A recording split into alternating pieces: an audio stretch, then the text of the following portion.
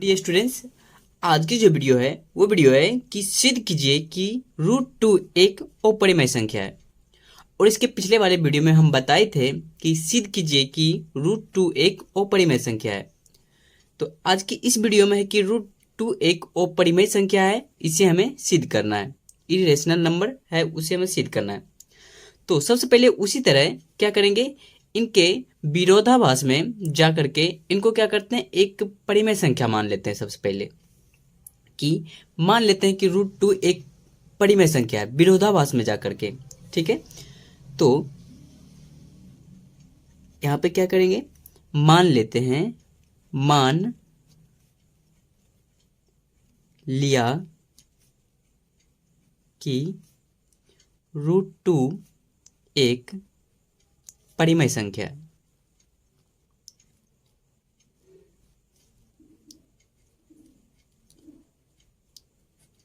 अब परिमेय संख्या का कंडीशन क्या होता है, जिसे हम p/q के रूप में लिख सकते हैं।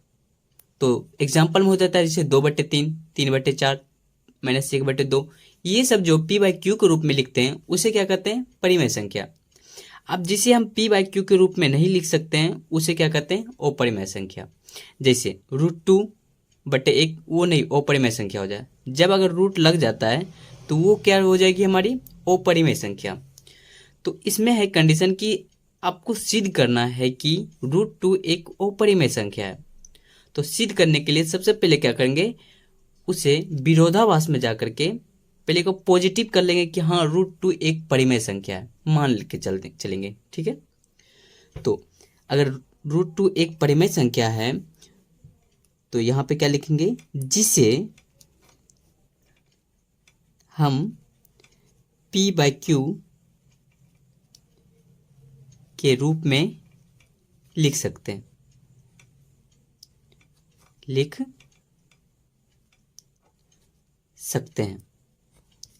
ठीक है। तो जब p/q को रूप में लिखेंगे तो जहां p और q क्या रहेगी, सअभाज्य संख्या हमारी रहेगी।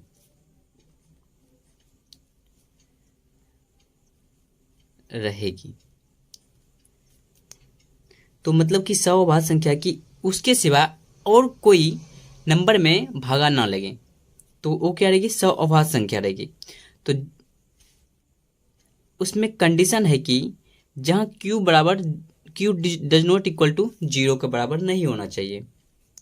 इनमें कंडीशन होता है कि सअभाज्य संख्या अगर रहे तो को प्राइम नंबर रहे तो उनमें q does not equal to 0। ठीक है, तो हम यहाँ पे लिख सकते हैं √2 बराबर p/q। ठीक है, तो अब क्या करेंगे, यहाँ पे दोनों पक्षों में या दोनों तरफ वर्ग कर देते हैं। वर्ग करने पर, दोनों तरफ वर्ग करने पर, तो जब वर्ग होगी तो इसमें भी वर्ग होगी और इसमें भी वर्ग होगी। तो √2 का वर्ग प्लस बराबर p/q का वर्ग। तो √2 कैंसिल हो जाएगी, बचा क्या यहाँ पे 2 बराबर p²/q²। अब यहाँ पे एक डिवाइडेड में है, अगर हम इसको उस पार कर देते हैं बराबर किस पार, तो क्या हो जाएगी, मल्टीप्लाई में हो जाएगी। तो यहाँ पर हम ये लिख सकते हैं 2q² बराबर p²। उसके बाद अगर हम q² को सिर्फ लेंगे, q² बराबर p²/2 लिख सकते हैं, ऐसा कर सकते हैं। तो अब यहाँ पे एक क्या हो जाती है, एक हमारा मेन यहाँ पे निकल जाता है पॉइंट कि p² जो है वो 2 से विभाजित हो रही है। तो जब p² 2 से विभाजित होगी तो p से भी विभाजित होगी। अब एक बार जान लेते हैं कैसे होगी। अगर मान लिए कि हम यहाँ पे दिए 40, ठीक है 40 दिए, तो सबसे पहले इसका क्या किए, या 20 कर देते हैं, 20 का स्क्वायर बटे 2, तो कितनी हो जाती है 400/2। ये कैंसिल हो गई, 20 दूनी 40, ये 200 बार में आ जाती है। ठीक है, अगर हम वही 20/2 करते हैं, क्योंकि यहाँ पे स्क्वायर किया, इस बार क्या किए, ऐसे रहने दे, तो ये इससे भी विभाजित होती है। तो यहाँ पे मानना क्या है कि चूंकि, यहाँ पे लिखेंगे चूंकि क्या है, p² 2 से विभाज्य है, इसलिए p 2 से भी विभाज्य होगी,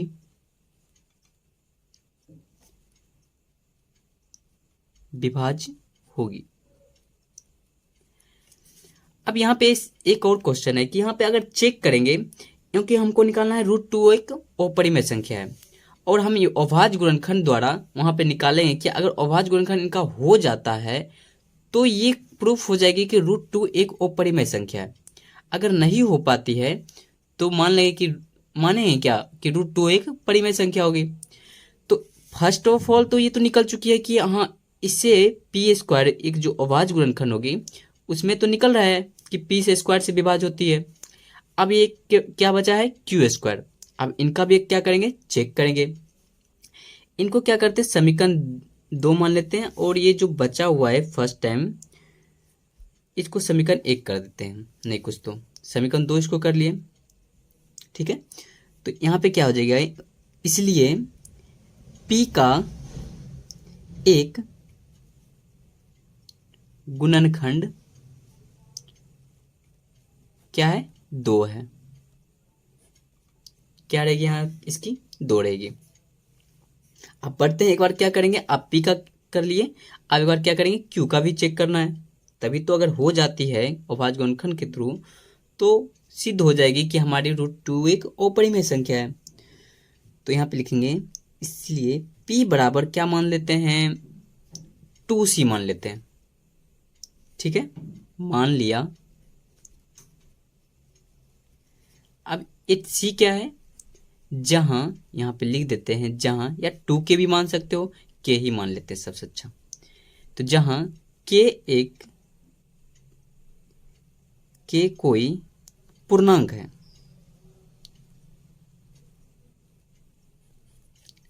क्लियर है, जहां k एक कोई पूर्णांक है।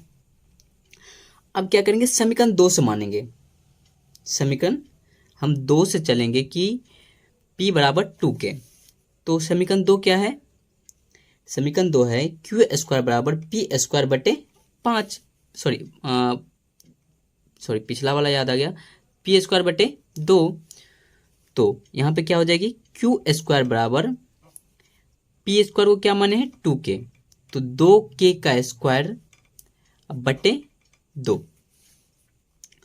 तो q का स्क्वायर बराबर 2 दूनी 4k² लिख सकते हैं बटे 2, और कटेगी 2k² में, तो बची क्या, q² बराबर 2k²।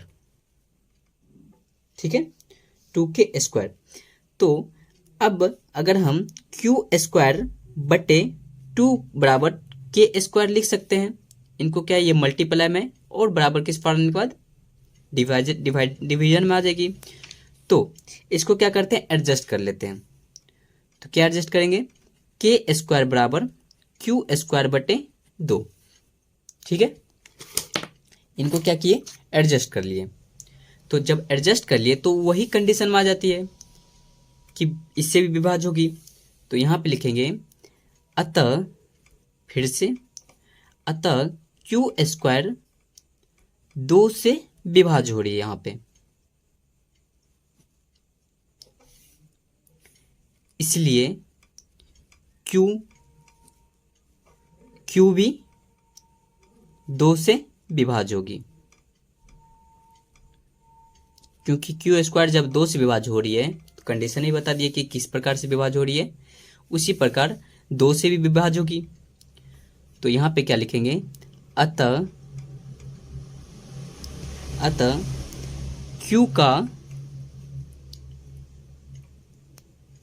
q का एक गुणनखंड क्या हो जाएगी, 2 हो जाएगी।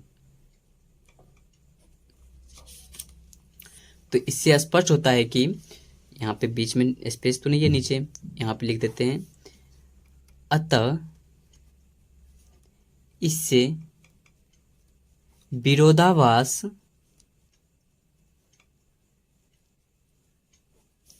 से स्पष्ट होता है कि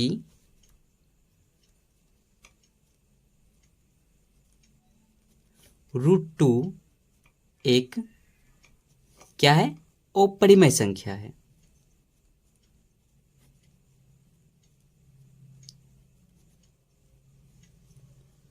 यही हमें प्रूफ करना था, यही हम लास्ट में प्रूफ कर दिए। तो दोस्तों उम्मीद करता हूँ वीडियो आपको ये समझ में आई होगी। अगर समझ में आई होगी तो एक लाइक जरूर कर दीजिएगा। अगर चैनल पर नए हो तो चैनल को जरूर सब्सक्राइब करके बेल आइकन को ऑन कर दीजिए। मिलते हैं नेक्स्ट वीडियो में, तब तक के लिए जय हिंद जय भारत।